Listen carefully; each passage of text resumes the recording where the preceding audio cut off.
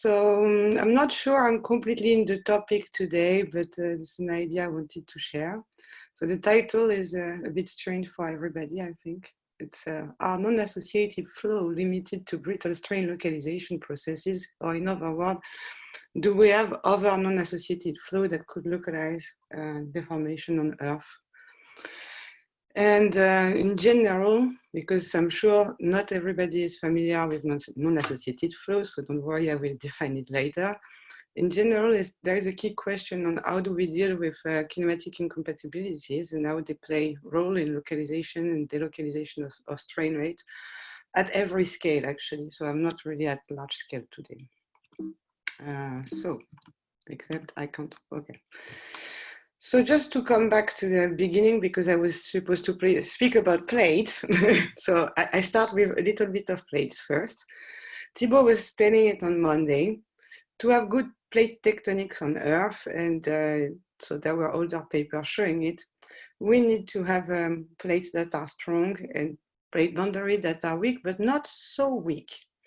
And in general, actually it's in agreement with lab measurement. Like if we take all these lab measurements that have been extrapolated to a much lower strain rate, and that should be a crime, bizarrely, we have a good plate tectonic model. And it's just to be a bit difficult with the colleagues of geodesy.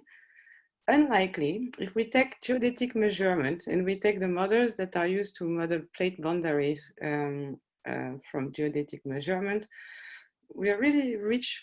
I mean, for many years, I know it's getting better, we reach viscosity that are much lower than what we need to do plate tectonics, and it's a real issue. So just the conclusion of my introduction is to say maybe we need to revisit the models of transients so that these two values, this viscosity of 10 to the 17 in the lower crust, should at one moment fit with the viscosity of 10 to the, not in the lower crust, sorry, in the upper mantle, should go with something that looks more like a jelly sandwich. So we need to fix that.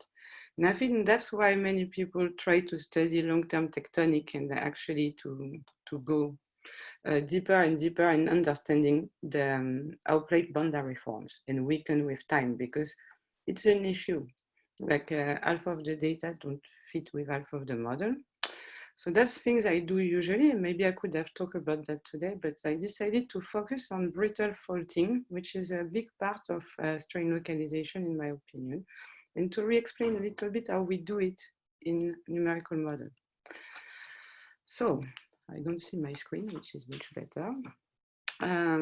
The process of strain localization in general always emerges from some kinematic incompatibility. If everything is compatible, then it's localized, yes, but nothing is going to change. So you're not going to delocalize or to change the kinematic and create a new shear zone.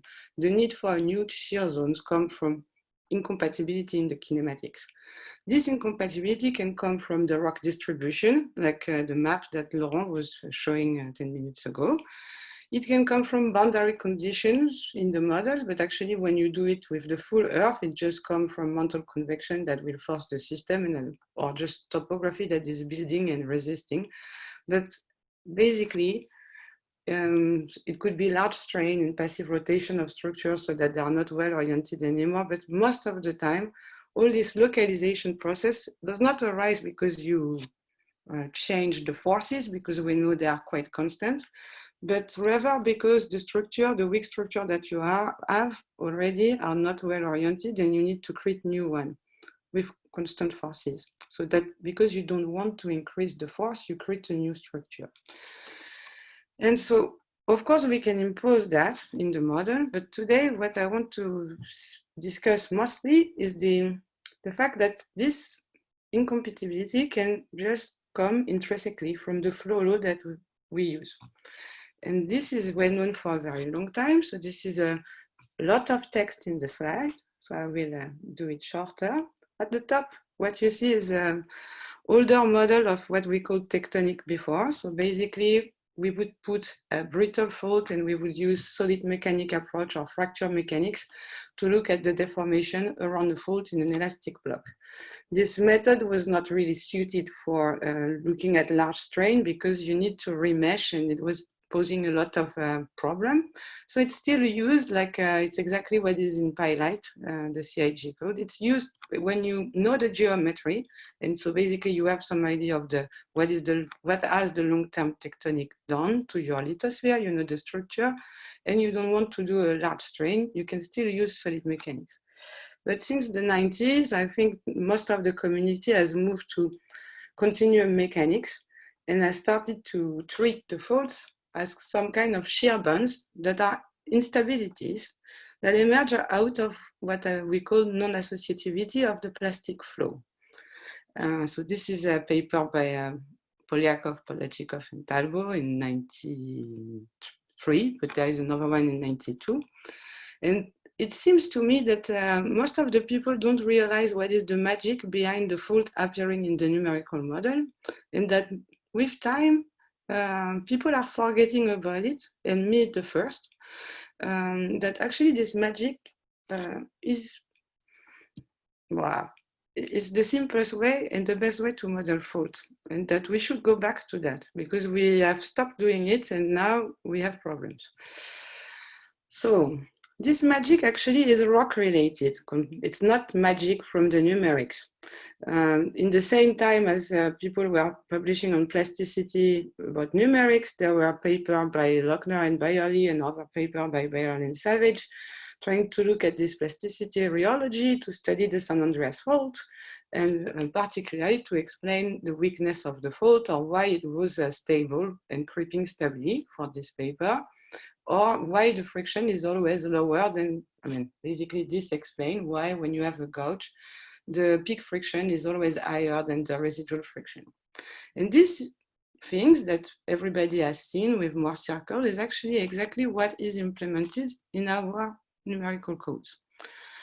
So here I have simple, so it's shear zones with a load. So you see this one has a higher load than this one as a starting point. So we have sigma 1 that is not oriented in the same direction as compared to the shear band. And in one case, if we start to shear a plastic material with the flow load that we use, we will see in both cases rotation of stress, but in the case at the top, you will see that it will rotate to reach somehow some kind of Coulomb orientation corresponding to a peak friction of 0.85.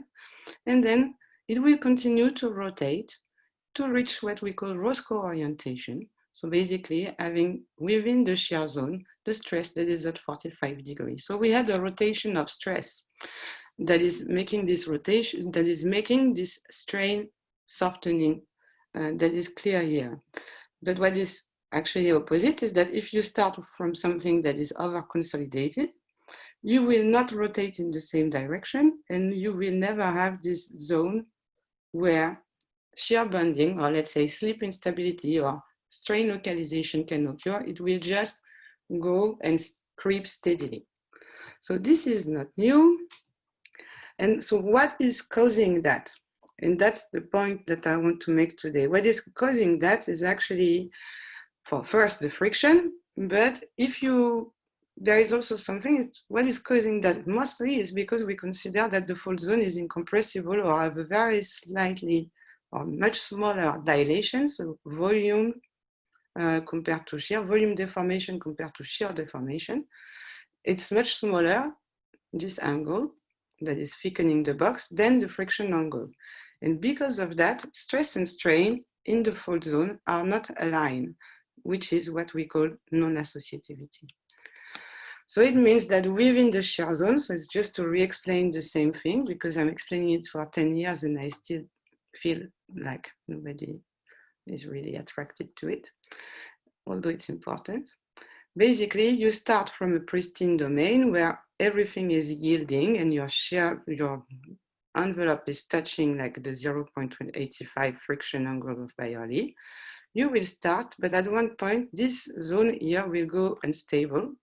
And in this instability, this will be rotating the stress within the shear band. And because we have compatibility, so Saint-Venant hypothesis, and we have also to transmit shear stress and normal stress, it will cause a decrease of the stress outside the band. So this band, so this area, which was yielding plastically everywhere, become a band with plastic yielding with an effective friction which is lower, because now the friction that you would measure would be the blue line instead of the red line.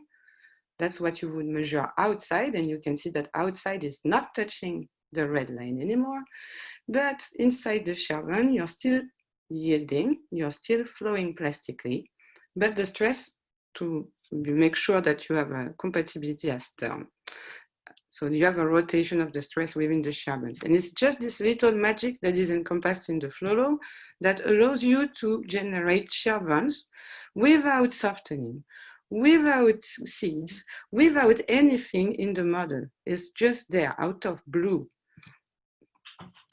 So if we look at the stress evolution, it goes from like initial maximum stress here, and it's going to go with a transient. And the good thing with this law is that it reaches a steady state.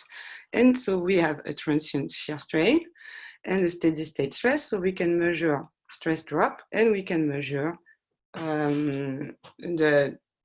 not the length of the transient, not the displacement, but at least the strain. Once we reach all that. Okay. So if we look at the shape of this transient, and with very confining pressure and elastic parameter. Why I choose that? Because confining pressure, it's simple. We just go deeper and deeper in the earth. And why varying Poisson ratio is because the sample of rocks that I've been collecting in the Gulf of Corinth at the time were showing that gouges or fault usually have higher Poisson ratio than the rest. So it was just to see what's the effect.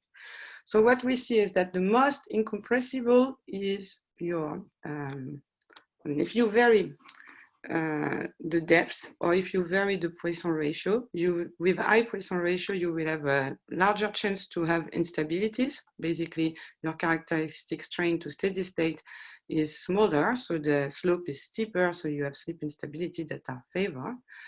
And if you increase the depth at which, so the confining pressure, it will also go with a larger strain to get to instability than if you are at shallower depths. All of that is nicely linear, so you can actually scale your critical strain to instability, so this distance, with Poisson ratio, shear modulus, and confining pressure. You can collapse all the term. And is this like something nice as compared to the discussion we had yesterday? If I take a 10 centimeter thick gouge and I do like, it will need 2.5 millimeter of slip to actually reach steady state. So it's actually compatible almost with seismic rate. And if you go to 1 centimeter, because it's linear, it will be 0.25 millimeter of slip.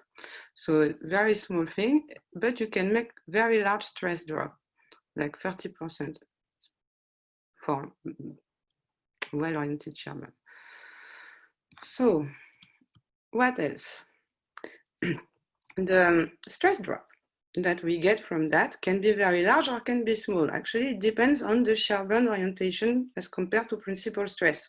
So if you have a badly oriented sherbon, it can even not be a stress drop, but actually a stress rise.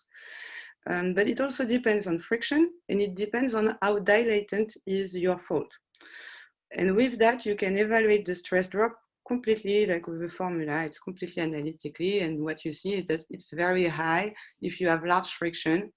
If you have a lot of non-associativity, that means that the difference between the friction and dilation angle is high, like 40 degrees.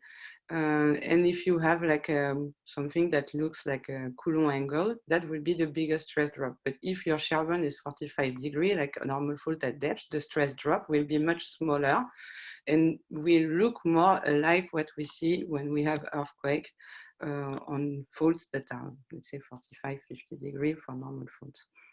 So it's compatible with most of observation. The last and not least part, which was also like published, so you see I'm still in the 90s, So some young people were asking for a repository of paper, maybe read the old one first. So this is a paper again by Alexei Polyakov in '94, where they look at the property of self-organized criticality of this model. And what you see here is a low resolution model, and here a much higher resolution model. So that's 500 by 500, and this is like 100 by 100, if my memory is good. And then they did all systematic to look at the length and distribution of Sherburne in the system. And what you see is that basically you have a slope that is completely compatible with what we see in the distribution of fractures in rocks.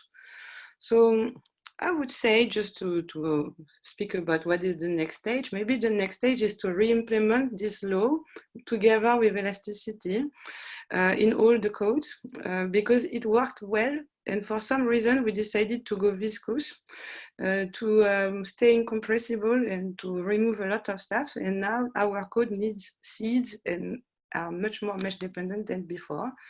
So maybe let's go back to what was a working model, even if it was hard to solve. So problem with this is that because it's self-critical, of course, it depends on mesh. This, we cannot remove it. But it's not like it depends on mesh so badly. The only problem, as Andrea mentioned, is that the typical mesh size we would need for this thing to be perfect would be the grain size. And we are not going to do that. So we need to all agree that when we want to model something, any process, from plate boundary to maybe micro shear zone, and we want to use plasticity, we need to decide beforehand what length scale we are interested in and add it in the model.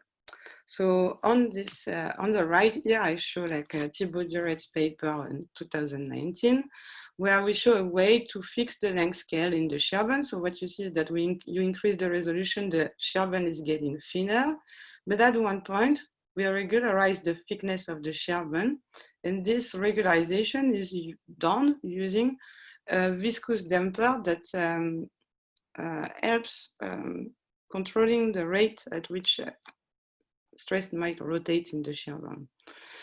I like this. Of course, there was another discussion in the group on Monday saying that we could use non-local gradient plasticity. It works too, except that this is completely numerical, while the fact that we can use some bulk viscosity to control the Sherburnes means that there might be a process, a physical process, that could be responsible for controlling the thickness of Sherburnes. And that would also be an interesting direction to look at. Then, so I'm very happy because this was the thing I was asking to fix like 5 years or 10 years ago. So Thibaut fixed it. Bravo, Thibaut. The next problem that I was pointing out to Jean-Arthur the other day is that all our models, even if they have elasticity, they reach this like 45 degree close to the surface, and then they go with a 60 degree at depth. I don't know how many times you guys have been to the field to look at normal faults, but in the Gulf of Corinth, which is a very good example of normal faults, on the field you measure typically 60 to 70 degree close to the surface due to dilatancy and cracks. And if you look at the earthquake distribution, you're closer to 45, 50 degree at depth. So a fault is like this, and model fault is just opposite curvature, which might be a problem if we want to decide where is going to be the next fault. So I think this can be fixed because if you increase the dilatancy here and you assume it's incompressible here, it will fix the shape of the faults that we're modeling so that they actually correspond to something in nature. But the problem, and this goes to the experimentalist or everybody, is that we don't have a law of the evolution of dilatancy with confining pressure, except Cam Clay maybe, but it doesn't really work for faults. So the theory and the measurement that would tell us how to fix that does not exist, and we need to find out to make dilation evolve to really have faults fixed in models. So I don't see the title of this slide. So sorry. Is there a way to go back? Ah, no. Okay. So the idea is that, do we have the same type of self-organized criticality in viscous flow? And can we expect to have like self-localizing things out of the blue when we look at viscous material? Answer is no, because in viscous material, there is no friction. So the shear bonds are aligned with the stress at 45 degrees. And as a community, we decided that all the flow were incompressible because we always solve for divergence of velocity equals 0 in a way. And we don't put large, so because if you imagine that you have large variation of volume during shearing in viscous regime, it will cause such kind of instability that could localize strain. But for the moment, we don't have it. But my gut feeling, which was the thing that I want to open today, but I will not have time to do, I don't have the answer, is that actually there are many ways, many small scale things, so I'm here in my slide, that can happen that could lead to non-associativity in the flow, even in viscous regime. So basically to have the shear stress not aligned with the shear strain, especially once we upscale all that to one element size in our large scale model. So when we look at that, you must admit that it doesn't seem so homogeneous and laminar. And so if my element is the picture, there is probably some change of thickness of the shear bond with time, especially we would assume that this one is probably thickening as it deforms, while this one is probably as a shear plane thinning, and that all of that could be treated a little bit like dilatancy and change of volume in general. So for fun, also if we look at all that, the other thing that of course make the flow not parallel with the shear direction could be an isotropy. If you have a weak zone at a smaller scale, you will have the flow that follow the weak zone and not the shear bond, so it will be non-associated if you upscale it. So it will lead to self-organized strain localization. So to test this type of thing, long time ago, I did some model to look at the effect of the orientation of weak and strong layer on depth profile displacement to understand what happened when you have a brittle hanging wall with a detachment fault, you shear it, what is going on in the shear bands at the bottom with something where you can assume some confining pressure and you shear, and we only look at this small side of the model to avoid large border effects. And what we can extract or look at in general is the degree of localization.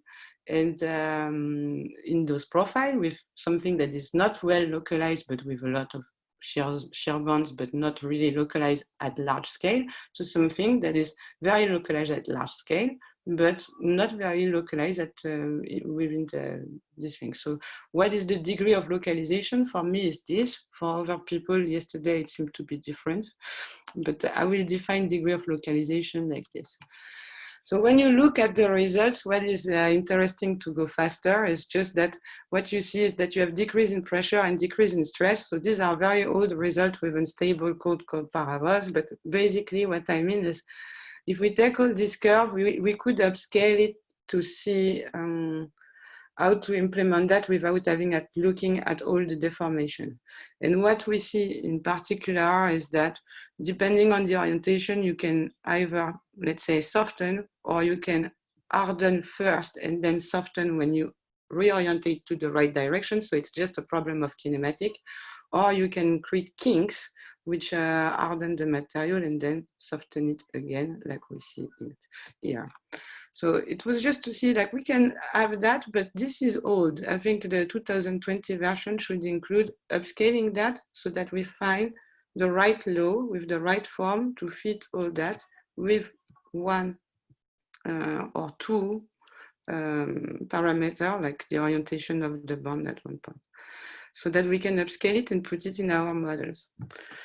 So what is funny also in these models that I show you, which is a bit more interesting, is that it's actually not viscous, it's viscoplastic rheology. So there is more Coulomb rheology to make all this nice figure, because if you take this reference experiments, which is my most localized experiments with new shear bond forming like this, very strong localization, you take this experiment, you put the viscosity contrast and you remove plastic yielding, you obtain this with absolutely zero almost zero strain localization. So this is very small scale plastic yielding. We see it on the field because we have a lot of little faults on the field. And what is really cool when you do that is that you can change the viscosity contrast by 100,000. At one point, the picture does not change anymore. So it's really like suddenly controlled really by plasticity. While here, because it's not yielding, you look, it's almost the same as this one. Another thing is that this model inherits from the plasticity the fact that it's completely independent of length scale. This is the same experiment with divide by 100 in all directions. There is no more length scale because we inherit the length scale, I mean the lack of length scale from plasticity. And the last thing that I wanted to show is that if you increase the strain rate, suddenly you don't localize anymore because you have diffuse plasticity everywhere and you make something that looks like an ultramyelonite, but just by adding, as I say, a little bit of brittle fracturing, which could be like grain crushing or whatever. So I think there is something in trying to upscale results of small models to be able to derive a new flow law. And this flow law, they should really have something different than just an effective viscosity. They really need to have a stress cap. So some kind of plasticity put in there because it exists. And they really need to have a volume change incorporated because volume change are most of the time responsible for localization. So that was just to finish this model that then you can go from a ductile unit at the base and then try to say we are cooling down the detachment, we start to have shear zone, and in this shear zone, of course, because it's scale independent, you have localization of the deformation, and what you see if you would model it at small scale would be an ultramyelonite, all in the same model, but do we need to model the ultramyelonite? I'm not sure. So I don't know what time is it because I don't see the time. John, can you tell me how much time? You have a few more minutes if you need it. Oh, perfect. So basically what I showed you is that if you have an isotropy and subscale brittle fracture, it's already, and we managed to put all that in a flow law, that would be already a progress. What I really want you as a takeaway message is that the fact that we have this shear bending instability when we use plastic rheology is because of this change of volume that are not, that are contrasting with the change in friction. So the fact that the flow law, so we have an isotropy basically in the system.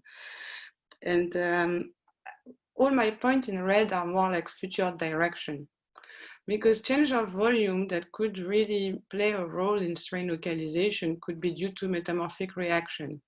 Most of the time, metamorphic reaction that goes to lower the volume, depending, so that have the right lateral slope, they tend to correspond to also like localization of deformation, while you increase the volume, it will change also the orientation of shear bands or the localization. So we need to account for that, not just because the density is not correct or whatever, not just because we should compute mass conservation, is that we need to account for the fact that there are change of volume in our model. It's time to stop looking at models without volume change because it has mechanical feedback. The change of volume, they can also due to different packing of grain. When you do grain size reduction, I'm kind of sure if you compute well, there should be a change of volume associated to it. And the change of volume, they can also come from fluids. So what I want to say here is that if we could put all this like subscale change of volume, and which are quite easy to average, volume averaging is not so complicated, and it's volume, so it's isotropic. If we could put all that in our models, that could be a way, maybe a future direction, in upscaling all these thousands of effects that we see in rocks, and all contribute to change of volume, which will change basically the rheology. So that's basically what I was saying. And yes, so the takeaway message is, well, we need to fix the volume change for faults in general, but it's really time to abandon Boussinesque because it's not just when we change the rheology, which everybody is trying to do that, we are trying to change the lithology. We don't change only the viscosity, we also have change of volume that feedbacks into the mechanics and might create instabilities that localize strain much easier. That's it, I think. Thank you, Laetitia. And if everyone can start adding questions to the chat, first I'll make a comment. And both Laetitia, your talk and Thibaut's talk is a really good reminder that although there's all sorts of new complicated physics we would like to implement, we still might not be doing the basic viscoplastic rheology correctly. So it's important not to forget that there's still a ton of work to do on the things we are already doing. Elastic. Viscoelastic plastic. Sorry. I don't see. Can I stop? There's a question from Laurent. Yes, you can stop screen sharing, and I will read out the question from Laurent. And so he says, Laetitia, more of a common advertisement than anything, but there are new developments in quantifying dilation upon failure in Selver systems, including metamorphic reactions using 4D microtomography. You see works by Wen Luzhu, Florian Foussès, and Francois Reynard. Yeah, so that's very good. It means you will have, it's just because with Thibaut, we have problems to find a law, but I know that there will be progress. It's more like, because we are discussing, it's just what would be nice to have to constrain our model and make new law would be all this new data packed up in a way. And so now I can see the chat. Actually, if I can answer you on this, there was also a link there to a research collaborating network that we are building, and actually had a workshop just a few months ago, and Pamela Burnley and Jessica Warren are involved in this, and we need more people who look into the applications to large scale of these effects that dilation to be involved in that collaborating network. So that's why I'm putting the advertisement out there. Okay. So Thibaut was adding privately, but I agree with him that we should also include crypt cavitation. So fair enough. I agree. Marcel?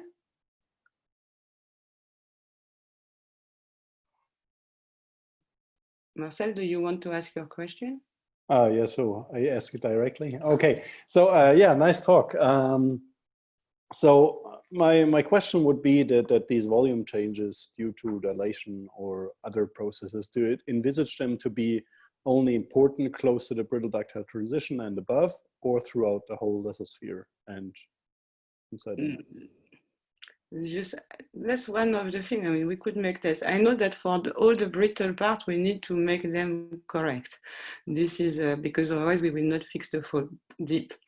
I think it's going to be very important when we go to serpentinization processes. So if you think how much serpentinization is important for lithosphere dynamic, that could, I mean, it's going to change something even in the topography. It's just really changing your force balance completely on top of helping localizing the formation. Okay. That's, so I think it's not just going to be the BDT. That's it to answer directly. So then there was Pamela.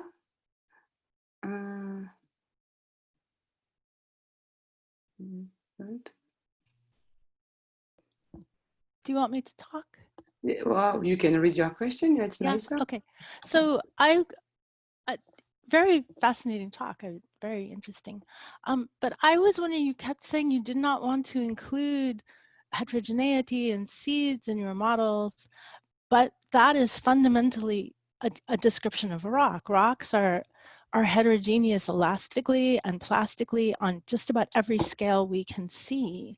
I agree. So it's a fundamental property, and I think, and I have a poster about that in the poster session, but I think if you include elastic heterogeneity in the beginning, in the, just in your model to start with, and you squeeze it, the first thing that happens is that the stress is no longer the same everywhere.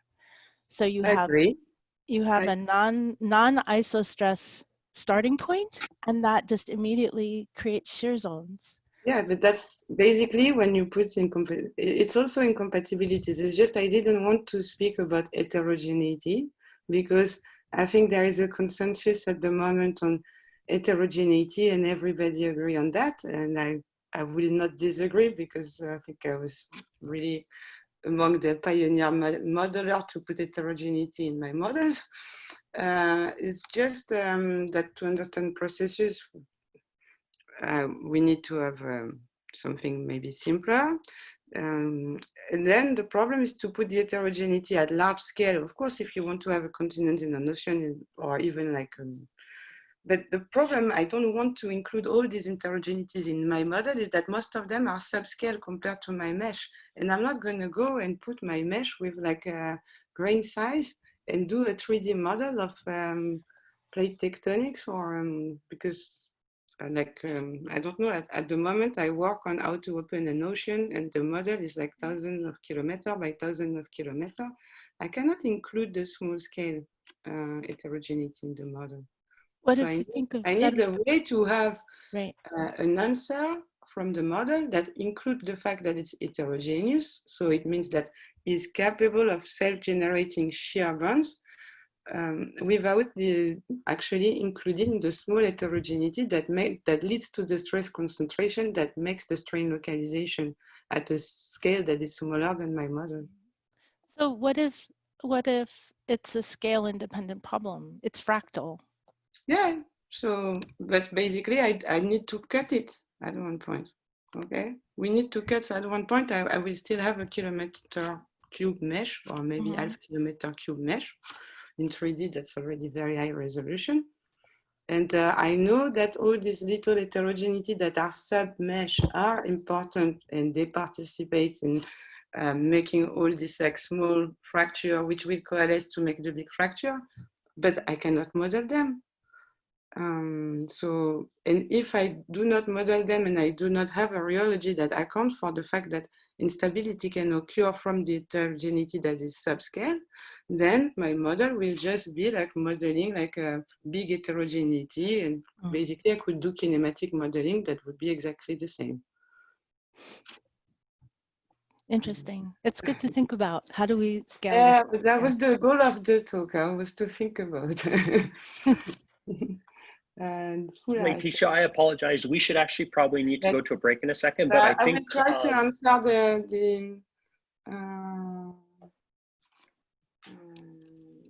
yeah, I will try to answer what is in the chat.